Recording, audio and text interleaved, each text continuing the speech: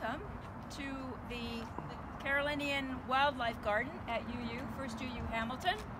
I'm Linda, this is our head gardener Joanne, and Alice here as well. Alice there, Al Tunnicliffe, and the three of us are going to do a little lead around the gardens for you. We're going to start over at the sign that's just on the other side of that curb there. It faces the other way, so if you want to walk around that way, we're just going to talk a little bit about what's a Carolinian Wildlife Garden. And we're basing it on the 7th principle of the Unitarian congregation, which is respect for the interdependent web of all existence of which we are a part. So that's the value that we're rooting our garden in. And a Carolinian garden, I know some of you know very well what this is, but a Carolinian garden is a garden where we plant species of plants, trees, shrubs that are native to the Carolinian growing zone, and we are part of that. It's a narrow area of Canada.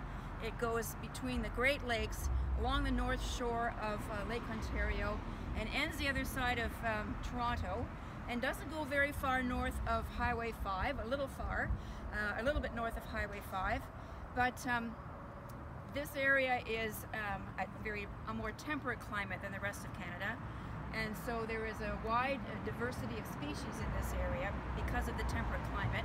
Many of the plants that grow in North Carolina grow in this area as well, so it's been named the Carolinian zone.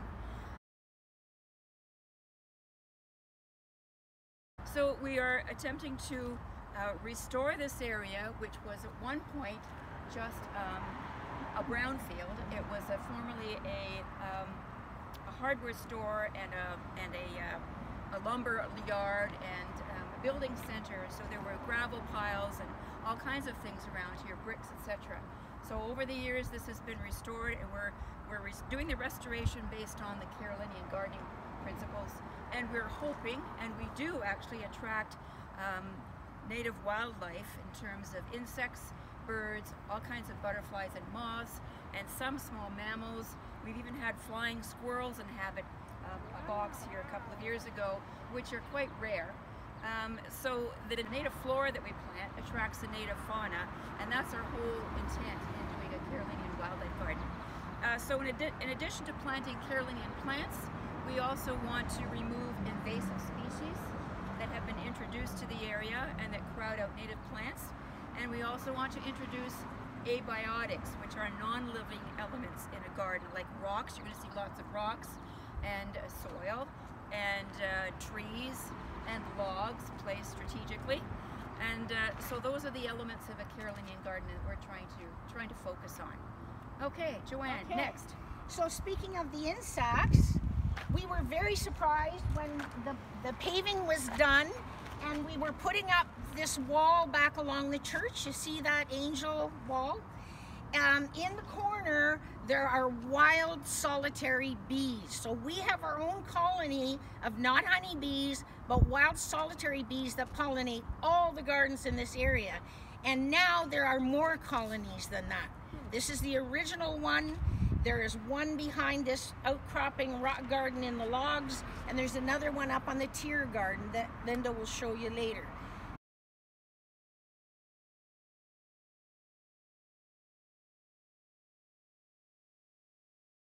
Now I'm going to take you to an educational community outreach garden, which is really important to our grant species that we have applied for, and a lot of grants. So and this is kind of kiboshed this year because of COVID, but let me explain you briefly what a community outreach education garden is. Here's one of them right here. That was our first award from the Hamilton Conservation Authority that was granting us for a couple of years. I think 3 years they sponsored us, and we were very pleased. It was the only one awarded in all of Hamilton.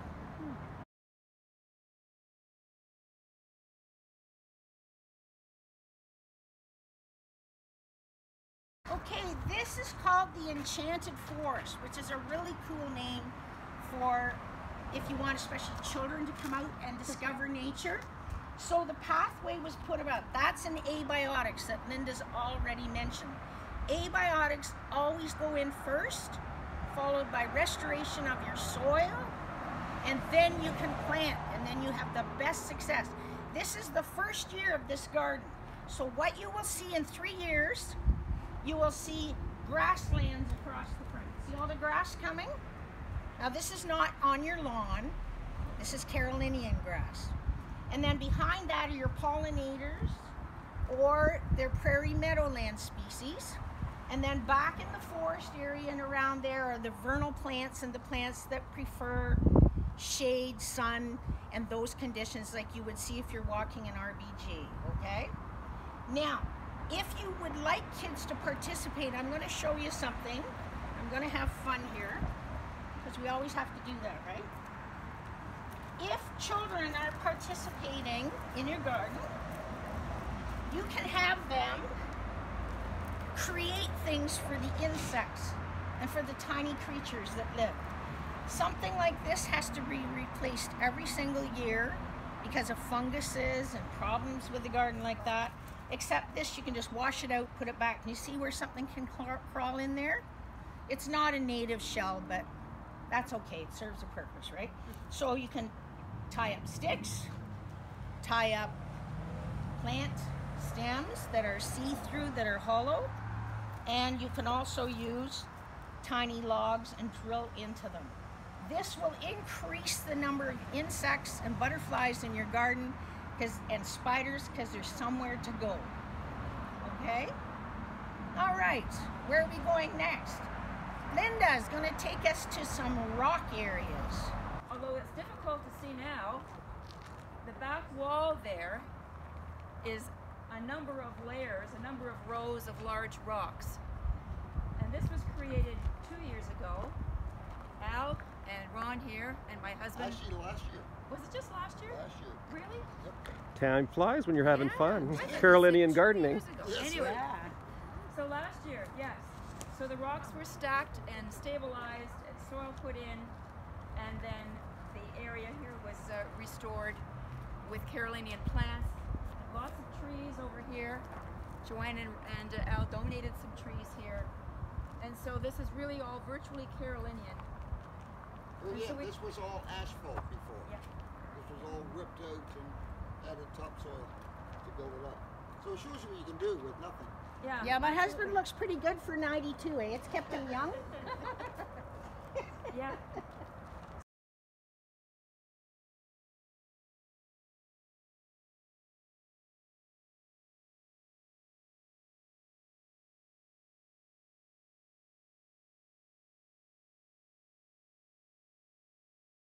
So we do have reptiles in here. We find snakes in there. They're part of a healthy ecosystem, so we want them. Yeah. We found 3 different kinds of snakes in here. Your common garter, milk snake, and the DK, which is the little brown snake with the ring neck on it. Yeah, so that's amazing. We're over asphalt, you know. And the sign over there talks about the abiotics and the importance of abiotics in a garden for wildlife, plant life, and animal life both.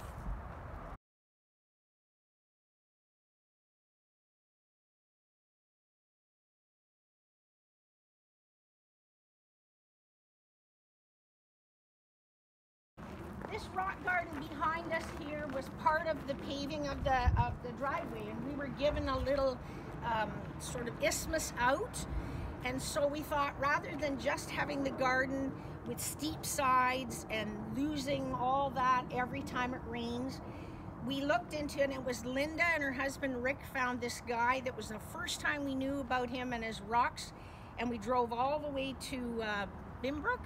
No, Smithville, Beamsville. Smithville, yeah, and brought loads and loads and loads of rocks in, and then loaded it up. And then we looked at what was invasive in it to get rid of it. Like, one of the things, there's 2 things here that drive us crazy. Periwinkle, and the other one is that tall, you know, the bellflower, the big blue one that comes up. And so it will come right up if you don't get the root system out. They look like carrots sideways, the rhizome. So we've really had to work on this garden at getting those 2 features out. And because we've done that, we had monarch caterpillars in this garden last year. It was very good. We here again, that was only put in last summer too. That was done after this wall. We did this one. Yeah. Joanna, I mentioned here about the erosion issue here. Yes. That the rock walls that we're putting in really are an erosion control. Yes. Soil control. Yes, because the grant people don't like it if you say, oh, we built a pretty wall. That doesn't work. The grant people want to see that you are preserving the habitat in some way and creating something that will stay, that will be permanent. So by doing what we're doing, we're making permanent features, and plants are really flourishing in them and doing very well.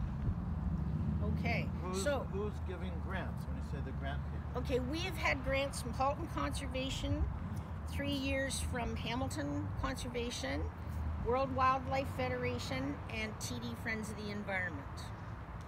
Because of our ages, and we want young people to come in, and I will say to you, if you guys ever want to come in and garden with us and learn about this, you're more than welcome, because a lot of our people are in mid-70s to 80, and it's a lot of work. We only have 12 gardeners, and they do all of this, so it's pretty cool.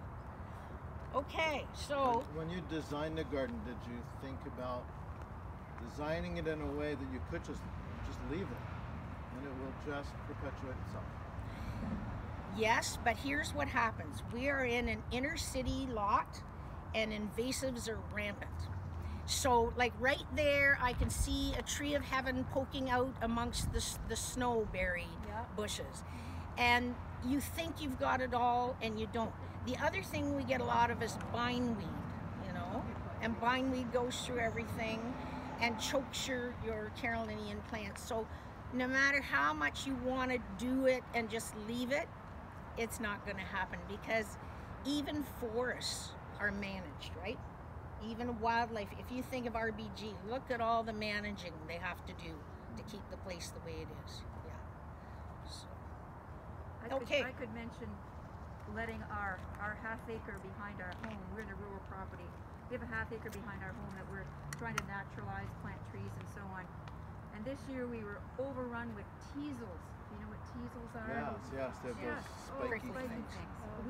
We've carted off 5 trailer loads of teasels to the plant recycling area, the plant depot at our dump. They cook them, actually. They have them heat processed. So, you know, just letting them, that was our deal. We'll just let it grow. We'll just let it grow. The next thing you know, the invasives are in there, the thistles are in there, the teasels are in there. So it's tough. We'd love to be able to just say, okay, grow. that's right. It's really It doesn't tough. happen. So what we are going to do is we're going to allow Alan. Where is he gone? Hi. I've been with him 50 years. I don't know him anymore. No, I'm just kidding. So he's going to go and show you the brand new project, what this gardens look like when they first start. Okay, so come and have a look.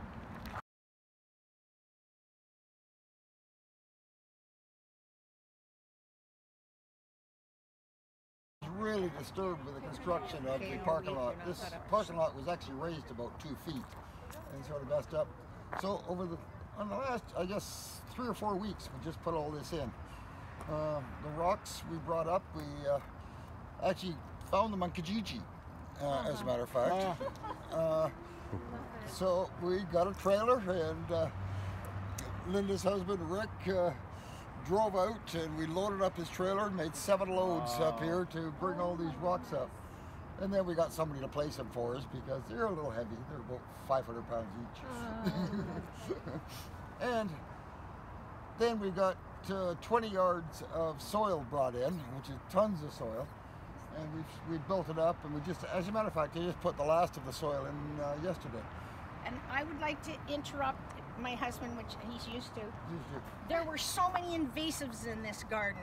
Before we put the soil on, we took out all kinds of daylilies, periwinkle, big bellworts. Like, we were here 5 days in a row just taking out the invasives and making sure they were gone before the soil put on. So that's how you hopefully prevent this a little easier gardening. I think it will get easier as we go along.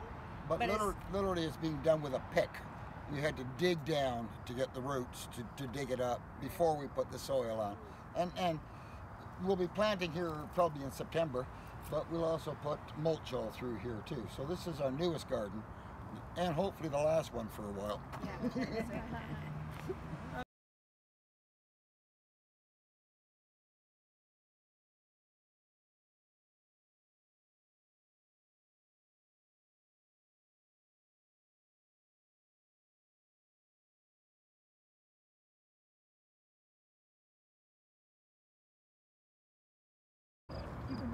There's a way to water the gardens without having to sit here and water. Look at how successful this is.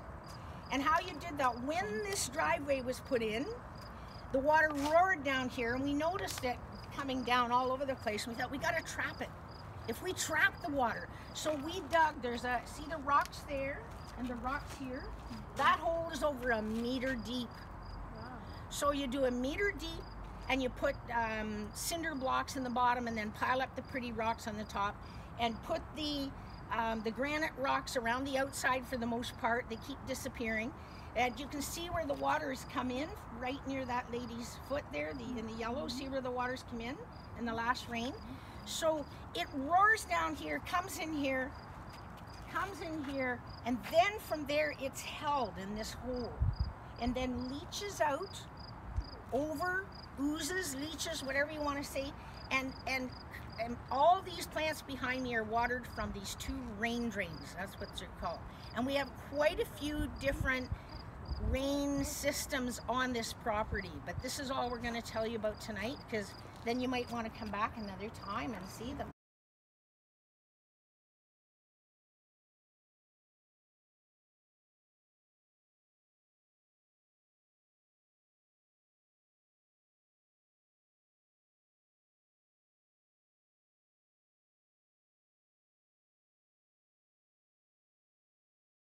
Invasive. What is an invasive? There are Carolinian species that are very invasive. Goldenrod, right? Goldenrod, zigzag goldenrod, those things, you need to maintain them if you've got a garden. This is not a forest. This is a representation of diversity, but really aggressive things are something that come from another country.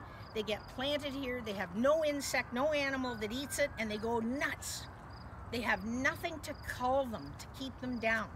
If you think about turtles, see turtles, they lay what, 100 to 200 eggs? Only 2 of them come back as adults. So all that culling goes on out in the ocean. It feeds all kinds of other things through the food web, and 2 come back to breed. And the same with bald eagles. 2 bald eagles are born, the one eats the other one, only 1 is left to breed. So it's the same thing here. If introduced species are brought here and they have no enemies and no ways to be called, then they take over your gardens, and they take over what you're trying to do, and that is to feed and provide life for wildlife. Does that make sense? Did you have any Japanese knotweed? Yes, I do. I went nuts back there. Oh, back there was back there. Back there, I took it out, but on the other side of the fence, you'll see it. And they're really hard to tell between the red bud and the Japanese. Yeah, they're really hard. You have to go right down to the stem, right? But I got rid of them. Yeah. It took 3 years. Yeah. Terrible. Every year you have to get rid of them. Okay, so now we're giving it over to Linda. So Linda's going to tell us about sanctuary gardens and memorials and why we have to be careful when we garden back here, okay?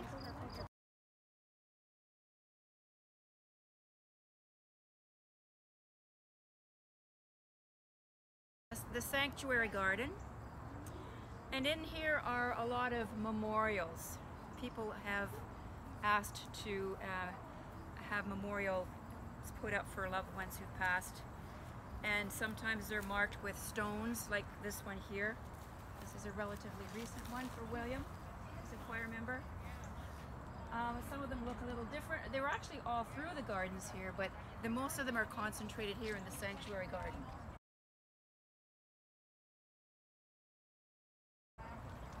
And this is a place where we often see people coming in on their lunch hours and relaxing, sitting under the gazebo, having their lunch, strolling around, looking at the property. We're just going to let you walk around through it and have a look at the memorials. The families who want memorials for their loved ones, they work with the garden team to help select Carolinian plants or trees and have them placed here with a memorial stone or marker of some kind. So just a variety of Carolinian things here. Occasionally you'll find something that is not. Hostas, for example. Hostas make good barriers to keep plants from the other side of the fence from encroaching on the gardens here. And you notice that we have irises up and down the center of the boulevard over there where cars are parked. And irises provide green all summer long, and they provide a pop of color earlier in the summer. So we do have some plants that are not Carolinian here. We're gradually replacing many of them as we go. But if they're not invasive, they tend to be sort of the last that we will replace. And people here do want it to be aesthetically pleasing as well. And some non-invasive plants that do well here provide some pops of color as well. So you're welcome to stroll along.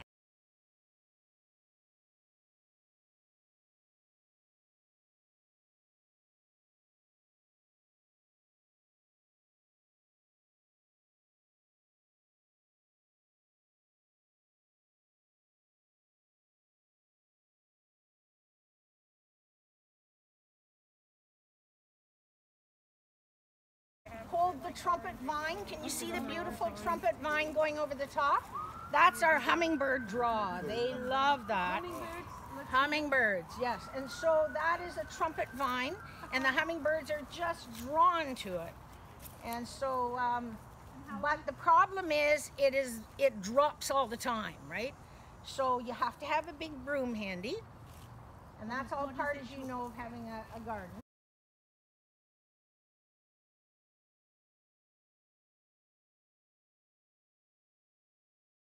This is a big thing. When you start a garden, it's usually out in the sun. And then as things grow up, it goes in the shade. So then you have to change your mind. Now what do I plant?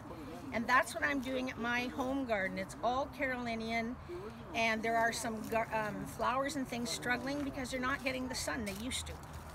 So do I cut out the other stuff? No. So this is all shade. This has got in the spring. This is gorgeous. It's full of jack-in-the-pulpits and trilliums, and ginger, and mayaples, and all bloodroot. So this is wonderful. And then what do you do the rest of the year? You have to start researching, right? Is that Paul volunteer for us? Papa's what? Paul, is it volunteer for us? Did it just? No. We got it from a guy called Matt Mills, and he grows them.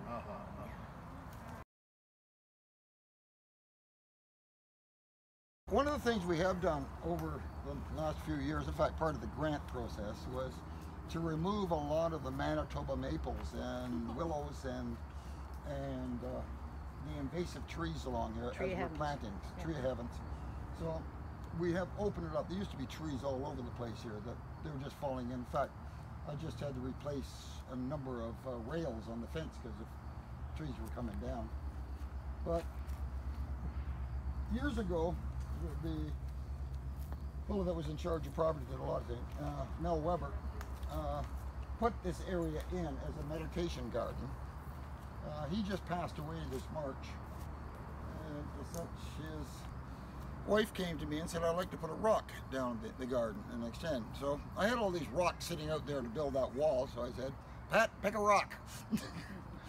And we had the front end loader along and brought it, and we just put a new rock in there. And so it's got character to it anyways.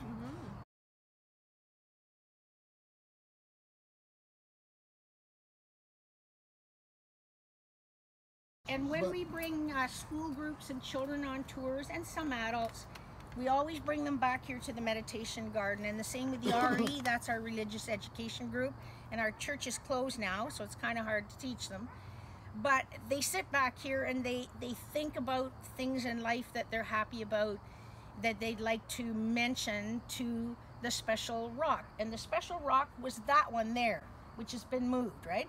But they would get a little rock and bring it with them, and they might do something like, I'm very glad that I have such wonderful parents. and put the rock down. It's so cute. It's so, and it makes you as an adult very grateful that not only did you bring them into these beautiful gardens, but you've made them think about how wonderful life is. So.